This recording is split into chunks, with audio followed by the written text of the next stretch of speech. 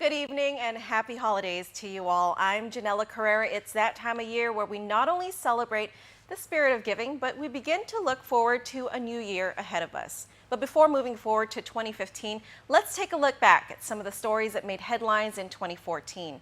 From a major armed bank robbery earlier in the year to a fatal hit and run that shook the community to the rash of high school fight videos being posted online. Remember that rough airplane landing on Midway Island? What about the conclusion of one of the biggest murder trials of the decade when Chad DeSoto was sentenced to life? And let's not forget, it was an election year and our island made history when it passed medical marijuana legislation. So sit back and join the PNC News team as we take you on a year in review of the top 10 stories of the year. We start off with our dearly departed. How can we forget the memories of those who left us too soon? Here's a look at some of the people who shaped our island and will be remembered for making a difference. Well, he's a man who could only be remembered as bringing a smile to many faces as he took his carabao and dogs for a walk up and down a stretch of Marine Corps Drive. John Santos died on October 13. Many in the community were saddened to learn of his passing, but no one as sad as his beloved pets, Lucy the carabao and his dogs Morris and Lola.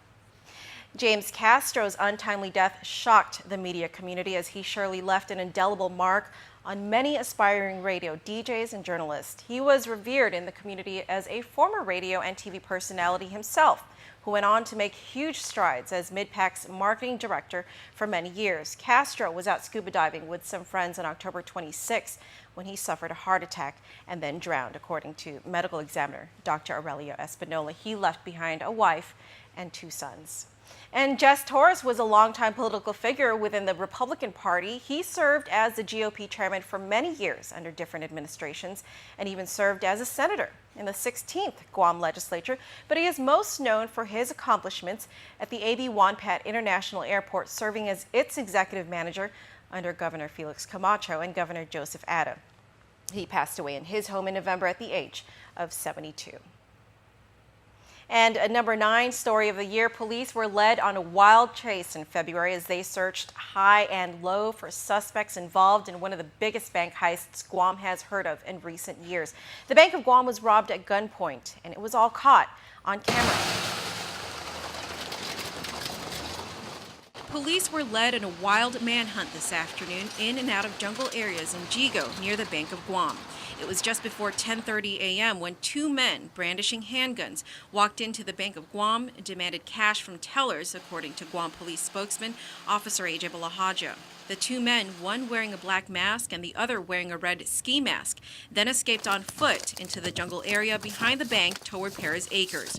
The man with the black mask stood about 5'10" to 6 feet in height and was wearing a green shirt and black pants. The suspect in the red ski mask was about 5'6" to 5'8" and was wearing a black long-sleeve shirt. Police still don't know how much cash the men got away with. No injuries were reported.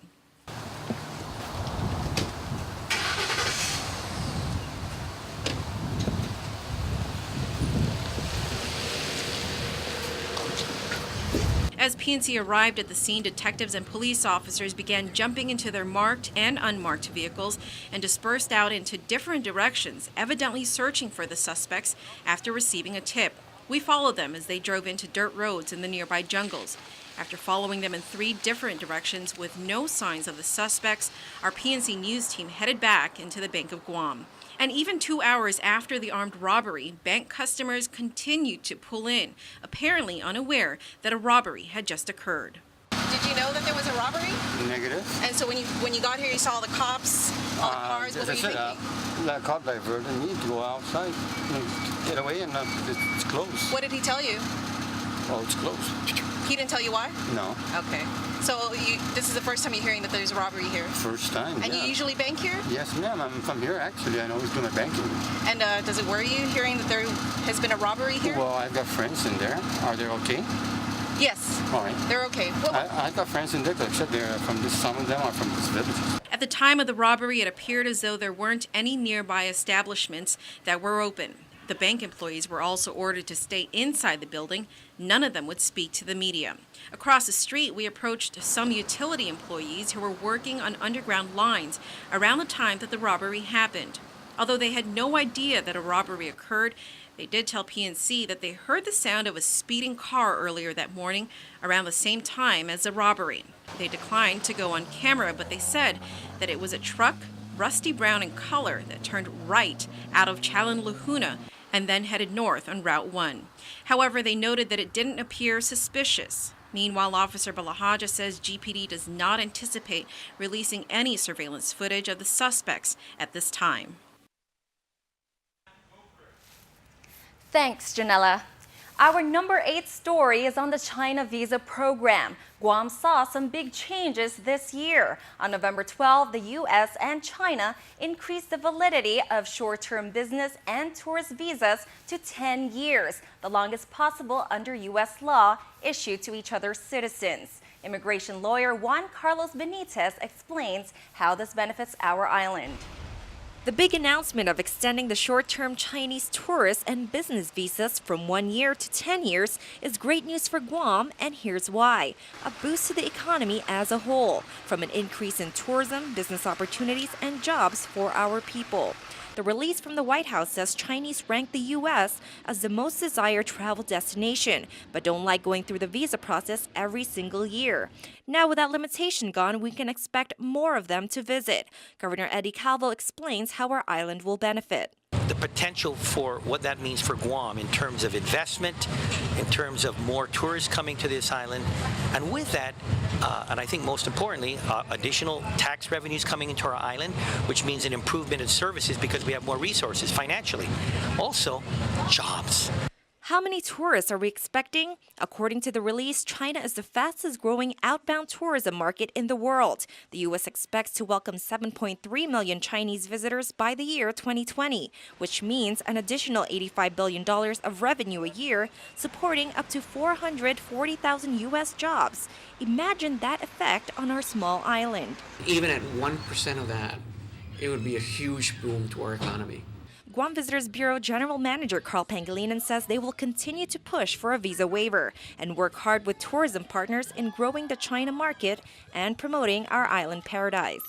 I really think that this is a positive step to a potential visa waiver program for Guam and Mariana Islands. I am planning a trip to Washington over the next couple of months to focus on that issue on the visa waiver program.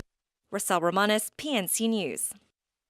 And that was Rosel Romanes with number 8. Half a day, I'm Clint Rigel. For number 7, salary increases for elected officials drew large criticism from island residents, enough to even start a petition that seeks to repeal the law that allows for these salary increases. Senators are slated to receive $20,000 to $24,000 each, the lieutenant governor $25,000, and the governor $40,000. But Governor Eddie Calvo defended the increases, saying they are well-deserved.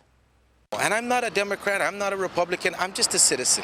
I'm just a teacher in a classroom who passes by every day, and it's just, it's just not right. So we started that online petition at change.org, and anybody, we encourage everyone, if you feel that our senators deserve the pay raise, then don't sign it.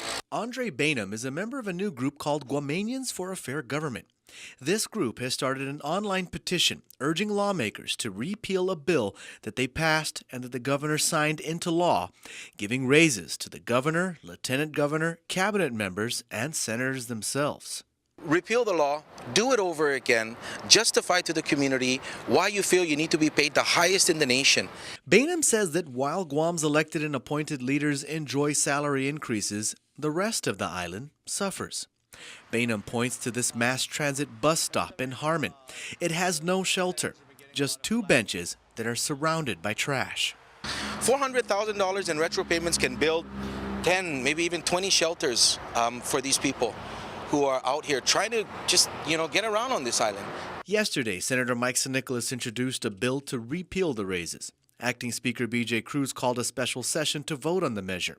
Only Cruz and San Nicolas voted yes, so the bill failed with a vote of 2 yeas and 9 nays. Some senators were off island. After the vote failed, the governor's office sent a letter written by Lieutenant Governor Ray Tenorio to Acting Speaker Cruz saying that they support the pay raises. Tenorio writes that their administration has worked hard to fix the financial condition of GovGuam by doing things like paying out tax refunds. He also writes, quote, "The bottom line is that the salaries are deserved." The letter then further challenges Senator San Nicolas to introduce a bill that only removes raises for senators, but leaves raises intact for the governor, lieutenant governor, and their appointed cabinet members. Senator Mike San Nicolas attempted to repeal the raises through a bill, but that measure failed. Governor Calvo has warned that if San Nicolas tries to introduce similar legislation in the next legislature, he will block it once again. Now with number 6, here's Betsy Brown. Thank you, Clint. Our sixth story focuses on aviation. Airline and airport woes surely made headlines this year, but perhaps the most alarming was a flight that had to make an emergency landing in the remote island on its way to Guam.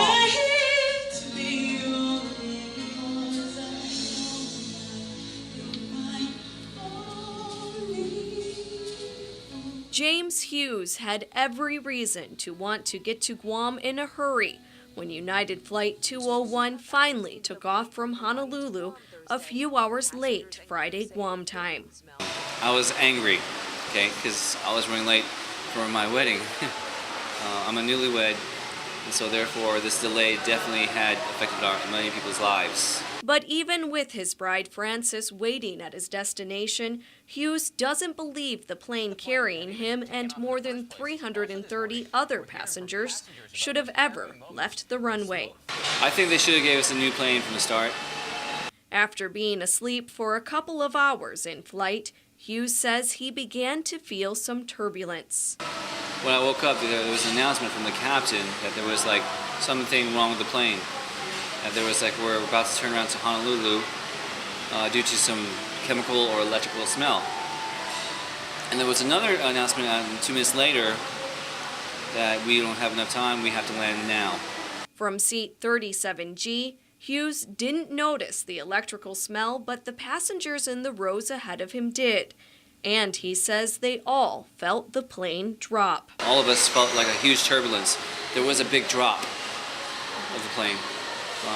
It felt like just like a roller coaster ride, but only our lives were at stake. The captain announced that we lost a lot of equipment, a lot of gas, so therefore we landed. When we touched ground, it took about 3 seconds to pull the brakes. After a harrowing landing on Midway Atoll, Hughes and the other passengers waited several hours for a new plane to arrive, which took them back to Honolulu. Although many of us were very angry, we were very grateful because things could always be worse.